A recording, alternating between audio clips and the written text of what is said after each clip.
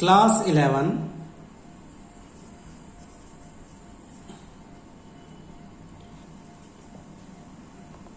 Physics chapter 4 motion in a plane revision. Topic आज हमारा projectile motion. Projectile motion किसे कहते हैं भाई?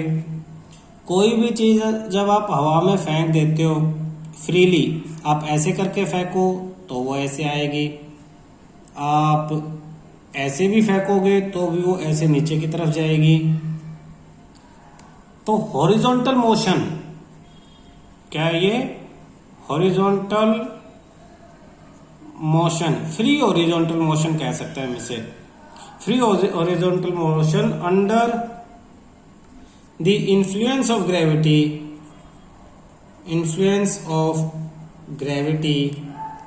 also shows the vertical motion, also show the vertical motion।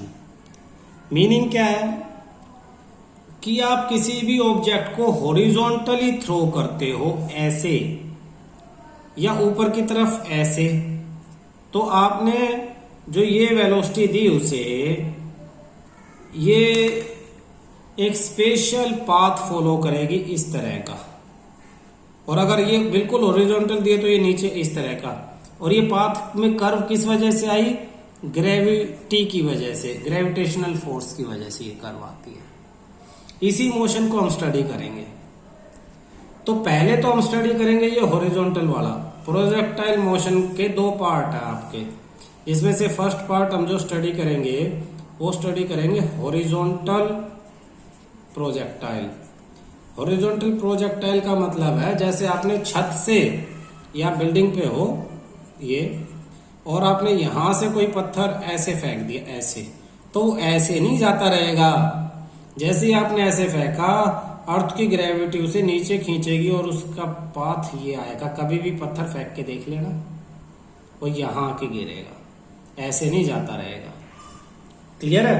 तो आपने हॉरिजॉन्टल डायरेक्शन में वेलोसिटी दी, इसीलिए इसका नाम मैंने लिया हॉरिजॉन्टल प्रोजेक्टाइल। कहीं भी वो होगा तो उसमें दो वेलोसिटी होंगी, एक एक्स एक्सिस पे Vx और एक वाई एक्सिस पे Vy। और ये जो वेलोसिटी है ये इन्हीं का रिजल्टेंट है v, इन दोनों का x और y का रिजल्टेंट है ये v। जो इनिशियल वेलोसिटी दी थी ये u है। यहाँ पे कुछ खास बात याद रखने की है कि हॉरिजॉन्टल डायरेक्शन में एक्सेलरेशन 0 होती है। कोई उस तरफ फोर्स लगती नहीं लगातार, एक बार जो आपने लगा दी तो एक्सेलरेशन 0 होने से इनिशियल और फाइनल वेलोसिटी दोनों ही बराबर है। तो सिंपल फॉर्मूला लगता है speed is equal to distance upon time वाला। हॉरिजॉन्टल डायरेक्शन में तीनों इक्वेशन ऑफ मोशन आप लगाओगे तो एक्सेलरेशन को 0 और u और v को इक्वल रखोगे तो सिंपल फॉर्मूला में बदल जाएंगे। लेकिन वर्टिकल डायरेक्शन में, इन वर्टिकल डायरेक्शन में एक्सेलरेशन तो बदल जाएगी, एक्सेलरेशन ड्यू टू ग्रेविटी में। और इनिशियल वेलोसिटी जो भी आप दोगे वो एक अलग सीन है, एक्सेलरेशन इसमें बदल गई। और तीनों इक्वेशन ऑफ मोशन लगती हैं। v is equal to u plus a t लगेगी, 2as equal to v square minus u square लगेगी, s is equal to u t plus half a t square लगेगी। तीनों इक्वेशन ऑफ मोशन। क्यों? क्योंकि accelerated motion है। तो अब इस चीज को हम पढ़ेंगे।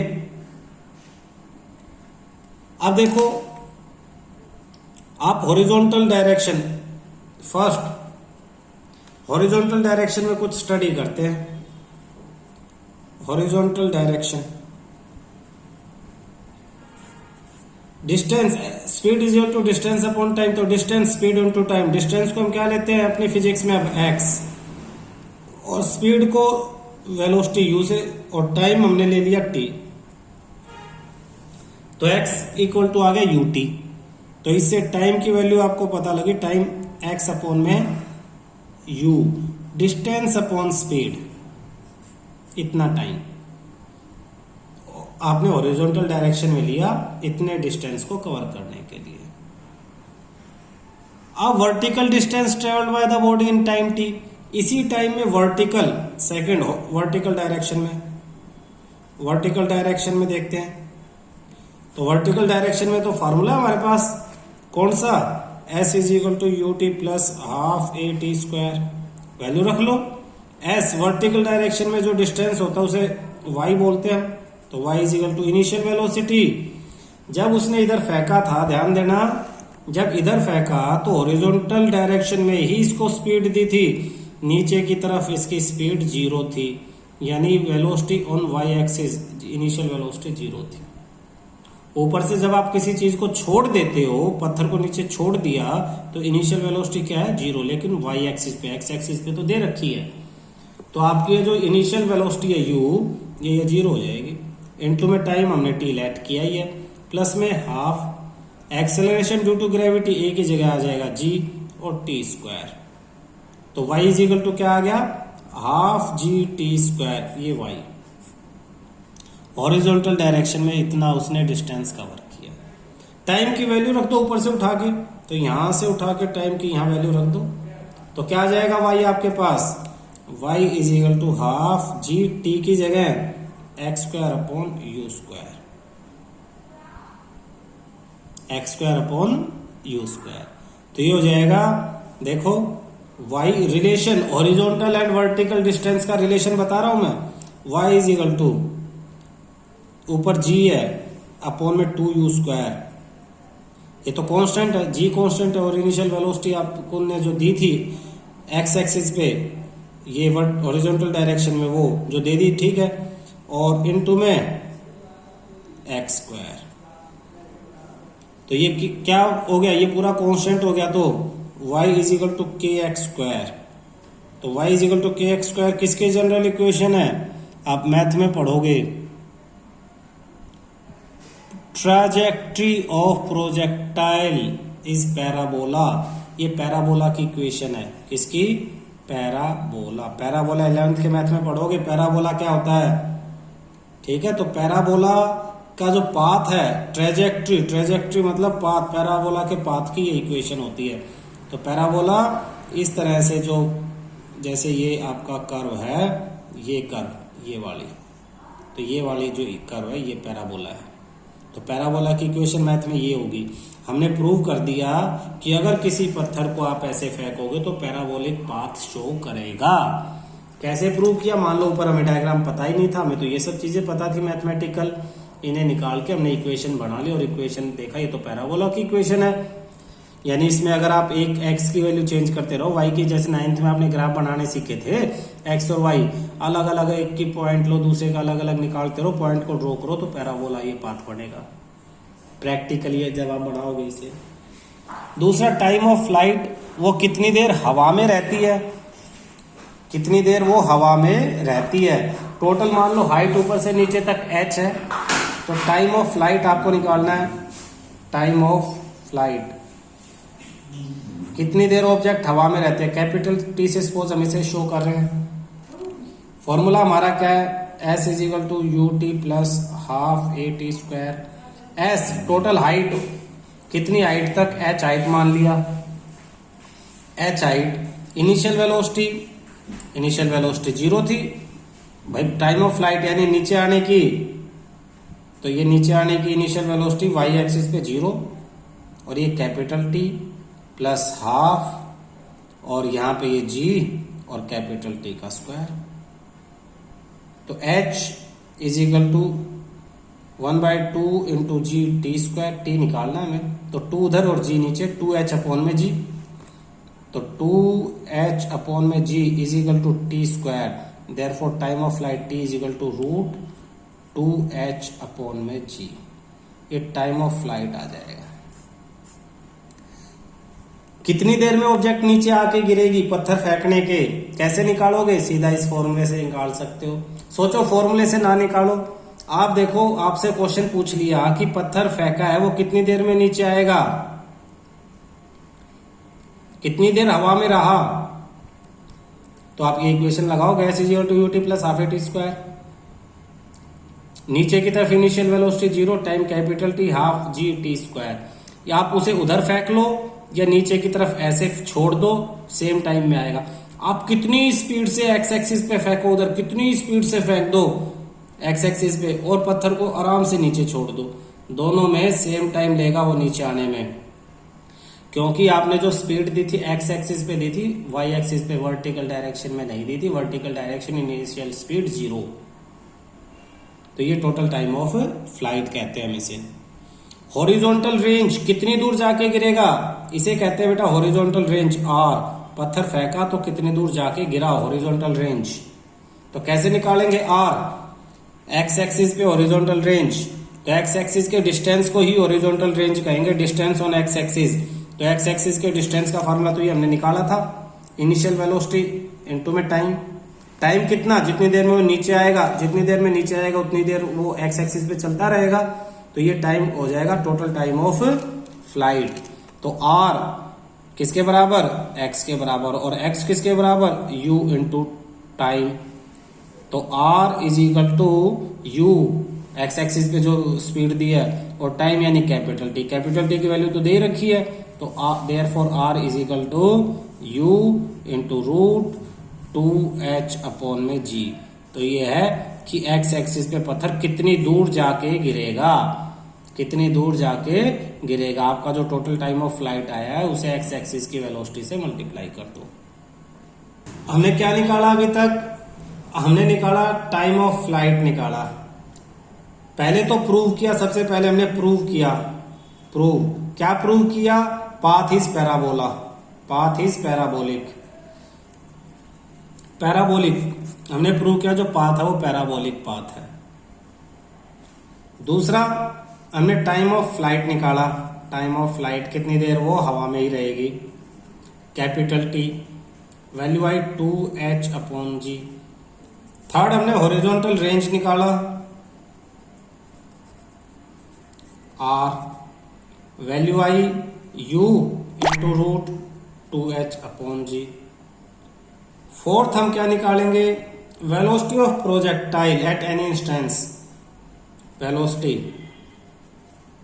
Of projectile at any instant. इसका मतलब क्या है, जैसे ये पत्थर फेंका हुआ आपने, ये ऐसे ऐसे आ रहा है, ये कभी भी किसी टाइम पे यहाँ है, तो इसमें दो वेलोसिटी हैं। अभी बताया था, एक एक्स एक्सिस पे, तो इसको वी एक्स मान लो आप, velocity on x axis v x, और एक नीचे की तरफ वेलोसिटी ऑफ वी वाई, और ये इसकी रिजल्टेंट वेलोसिटी वी। तो ये वी निकालनी है अब हमें, रिजल्टेंट वेलोसिटी। हमें अच्छी तरह पता है वी क्या है, वेक्टर क्वांटिटी, पाइथागोरस थ्योरम से ये वी एक्स और वी वाई, एक परपेंडिकुलर एक बेस, दोनों का स्क्वायर रूट करेंगे तो वी आ जाएगा। ये वी ही निकालनी है अब हमें, वेलोसिटी ऑफ दी प्रोजेक्टाइल। तो v is equal to root v x का स्क्वायर प्लस वी वाई का स्क्वायर। तो एक्स एक्सिस पे वेलोसिटी क्या है, वही जो शुरू में दी थी, शुरू में कितनी दी थी, u दी थी, तो ये v हो जाएगा आपका u का स्क्वायर प्लस वाई एक्सिस पे वेलोसिटी क्या है, वाई एक्सिस पे v is equal to u plus a t. Y axis की निकाल रहा हूं मैं, y axis v is equal to u plus a t. u क्या होती है वाई एक्सिस पे, इनिशियल वेलोसिटी 0 और एक्सेलरेशन होते हैं gt, तो v is equal to gt। ये वेलोसिटी ऑन वाई एक्सिस है gt, तो इसको मैं यहां रख दूंगा gt, स्क्वायर है तो g स्क्वायर t स्क्वायर। तो ये क्या आ गया, ये आपका आ गया किसी भी टाइम पे वेलोसिटी। और ये वेलोसिटी कितना एंगल बना रही है हॉरिजॉन्टल के साथ, कितना एंगल बना रही है एक्स एक्सिस के साथ। मान लो ये प्रोजेक्टाइल है, ये ऐसे आके लगे जमीन पे, ये वेलोसिटी इसकी प्रोजेक्टाइल की v, तो ये एंगल कितना बनाएगी, ये बीटा एंगल बनाएगी। यहां से ये क्या है, वी एक्स है, और ये क्या है, ये है वी वाई, यहाँ वाली ये वाली वी वाई, ये बीटा निकालना है। तो कैसे निकलेगा, tan theta is equal to perpendicular upon base, सामने वाला परपेंडिकुलर ये बेस, तो tan beta equal to, tan beta is equal to perpendicular, तो perpendicular v y upon base v x, v y upon v x. V y की value अभी अभी निकाली g t, और वी एक्स की value u. तो tan beta equal to tan beta equal to g t upon में u. तो beta is equal to tan inverse, क्या एंगल बनाएगा, tan inverse g t upon u. ये angle जो है वो पत्थर ऑब्जेक्ट एक्स एक्सिस के साथ ये एंगल बनाएगी। अब इसके बाद इस पे न्यूमेरिकल कर लेते हैं कुछ। देखो बेटा, इस पे कोई न्यूमेरिकल करते हैं। ए hiker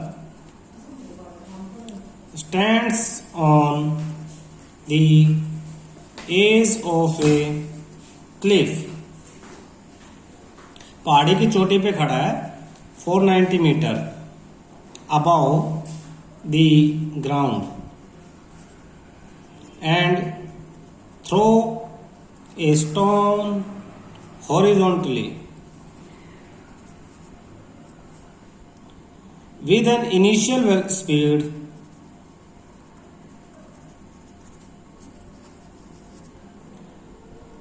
of 15 meter per second, neglecting air resistance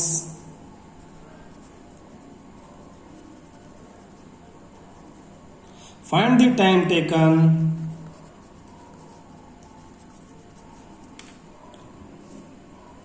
by the stone to reach the ground and the speed with which it hits the ground। और g की वैल्यू आपको लेनी है 9.8 मीटर पर सेकंड स्क्वायर। देखना ध्यान से, डायग्राम बना के समझते हैं। चोटी पे खड़ा है, यानी वही हम मान लेते ये ऐसे यहां खड़ा है, ये नीचे जमीन है, पत्थर फेंकता है यहां से, थ्रो हॉरिजॉन्टल डायरेक्शन में ऐसे फेंकता है ऐसे, लेकिन ऐसे तो जाएगा नहीं, ऐसे करते करते करते करते यहां आके गिरेगा। विद इनिशियल स्पीड, ये जो इनिशियल स्पीड फेंके यू, ये 15 मीटर पर सेकंड की स्पीड है एक्स एक्सिस पे, ये एक्स एक्सिस पे। अब ये निकालना क्या है, find the time taken, time total time of flight capital T, ground पे कितनी देर में आया, and the speed with which it hit the ground, और यहां पे किस स्पीड से उसने ग्राउंड को हिट किया, यानी v। तो वी एक्स और वी वाई, तो आपको वी वाई निकालना है। वी एक्स तो पता ही है, वही होगा जो शुरू में दिया था भाई। वी एक्स तो इनिशियल वेलोसिटी है, वी एक्स क्या है इनिशियल वेलोसिटी, वो क्या है 15 मीटर पर सेकंड है।